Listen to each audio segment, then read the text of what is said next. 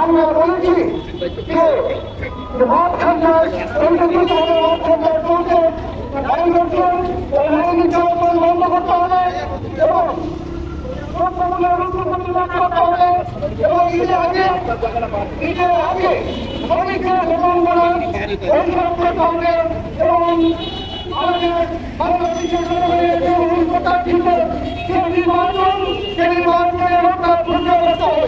বর্তমান সরকার বিভিন্ন ভাষা অন্তর্বর্তীকালীন সরকারের যে ধরনের বৈশিষ্ট্য দরকার এই ধরনের দরকারের ইতিমধ্যে তারা অন্য কোথাও পৌঁছে দিয়েছে তারা আইন করতে পারছে না পৃথিবীর ভাবতে পারছে না এবং প্রতিরোধভাবে যে মত সন্তান তৈরি করা হচ্ছে তাতে প্রত্যক্ষভাবে পরোক্ষভাবে মদত দিয়ে যাচ্ছে যার কারণে আজকে মত সন্তান চলছে ইতিমধ্যে আমরা দেখেছি একজন নেতা তার নিজে সংগঠন বাংলাদেশের নাগরিক পার্টির কেন্দ্রীয় কমিটির কেন্দ্রীয় সফলতার হুমকি দিয়েছে জনসংখ্যা প্রতিহত করেছে মনে রাখতে হবে বাংলাদেশের মানুষ এই ধরনের মতসংঘাত অন্যায় এবং অন্যায় কাজে প্রতিহত করার যে কৌশল তা বাংলাদেশের মানুষ জানে সেই কারণেই বাংলাদেশ এই সংঘাতের প্রতিবাদ জানাই এবং সরকারের কাছে আবেদন জানাই এই ধরনের অবস্থা বন্ধ করুন এবং নির্বাচনে ঘোষণা করুন এই সরকার কিনে বাংলাদেশ চালাচ্ছে তাতে মনে হয় আমাদের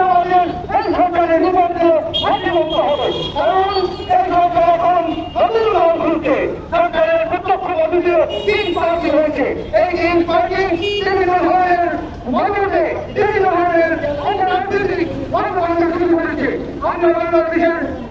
নির্দিষ্ট মানুষ মানুষের পক্ষ থেকে এই সব পরিমাণের তীব্র প্রতিবাদ জানাই এবং জনতা সরকারের কাছে বলতে চাই আপনারা অবিলম্বে নির্বাচনী ব্যবস্থা ঘোষণা করুন এবং অর্থায়ন বন্ধ করুন বর্তমানে অন্তর্বর্তী রোধ করুন এবং নারী নির্যাতনে যে প্রত্যক্ষ মদত দিচ্ছে তাও বন্ধ করুন মনে রাখতে হবে এই নারী নির্যাতনের খবর এসে আমাদের ব্যক্তি নারীর তার কি বলেছে উনি বলছেন নারী নির্যাতন হলে বাংলাদেশ অপসার করে আর তার জন্য তাকে গ্রেপ্তার করার জন্য এই সরকার পরোক্ষভাবে অন্তর্বাসের মাধ্যমে কিছুই তৈরি করেছে আমরা কি করে নিতে নাই মনে রাখতে হবে আমি বারবার বলবো ওই একটা টোকাই বলছেন তুমি যে একটা টোকাই নিয়ে মিছিল করছো তুমি জানো না আমরা কি করতে পারি তাই সেই শিক্ষার্থীরা আর বাংলাদেশে নেই মনে রাখতে হবে এই বাংলাদেশে আলুকারী কিরাকারী এবং আগামী একটা কিভাবে চলে গিয়েছে আপনাকে মনে করেন যে আমরা এইভাবে করতে পারি এখন দাঁড়িয়ে যাবো তাহলে আপনারা শিখতে পারবেন না এবং এই ধরনের জনগণের যে মনে রাখা তা পূরণ করতে হবে সেই কারণে আমরা কিন্তু আর সরকারের প্রতি এই নিরাপদ সমাবেশ করছে এবং আমাদের কাছ থেকে সে বক্তব্য করছে আমরা বলতে চাই বাংলাদেশের বর্তমানে যেভাবে রাষ্ট্রীয় ক্ষমতা পরিচালিত হচ্ছে তা কোনো সিস্টেমে করে না সেই কারণে আমরা নতুন লক্ষ্যপতি এবং ঈদের আগে শ্রমিকের ভাবনা পরিশোধ করার কথা বলছি একজন শ্রমিক বেতন পাই ৯,০০০ থেকে ১৭,০০০ টাকা তা দিয়ে যদি আমার ২ মাসের বেতন বকেয়া থাকে তাহলে কিভাবে চলবে ভাই আমি একজন যাত্রী মানুষ আমার বেতন সর্বঠাকুরে ৬৫,০০০ টাকা পেয়েছি আমি চলতে পারি না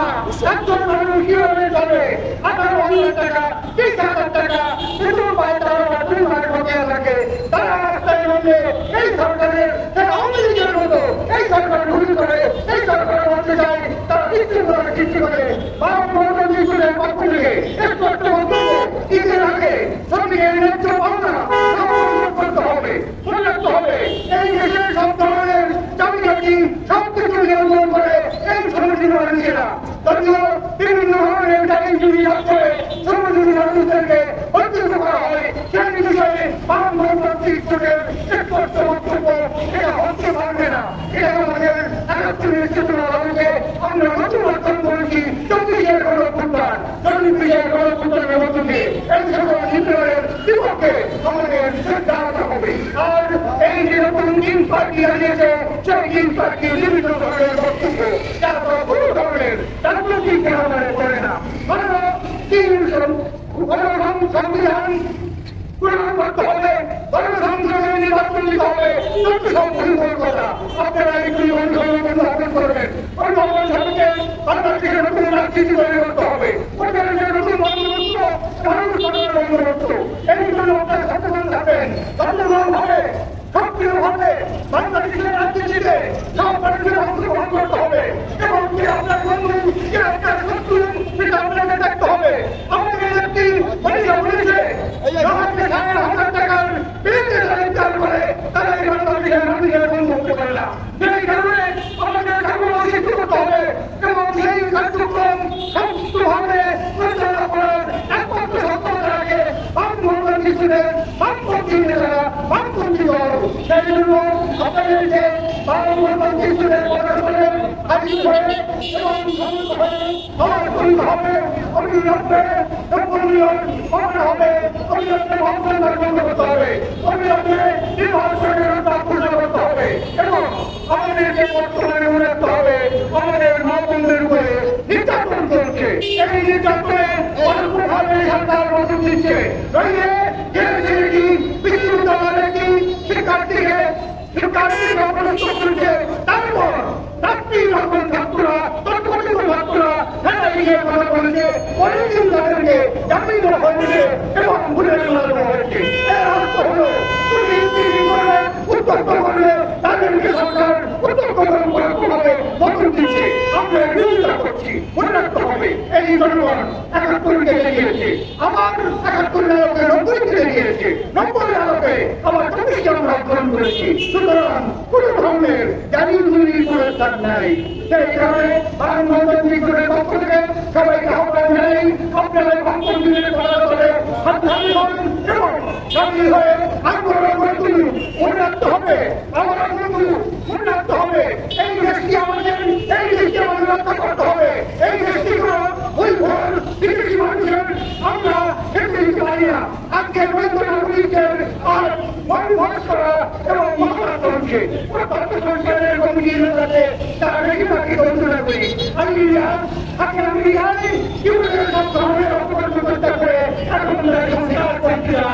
আমরা বিরোধিতা করছি। এই কারণেই পক্ষ থেকে করতে হবে এই কথা বলে আমি পক্ষ থেকে সবাইকে আমার অনুরোধ করছি এবং তাদেরকে যারা শুনছেন এবং তাদের চাকরি ভাইয়েরা যাদের তাদের কাছে এই বাংলাদেশের সবাই চাকরি পক্ষ থেকে বাংলাদেশের পক্ষ থেকে সবাইকে শুনেছেন আমরা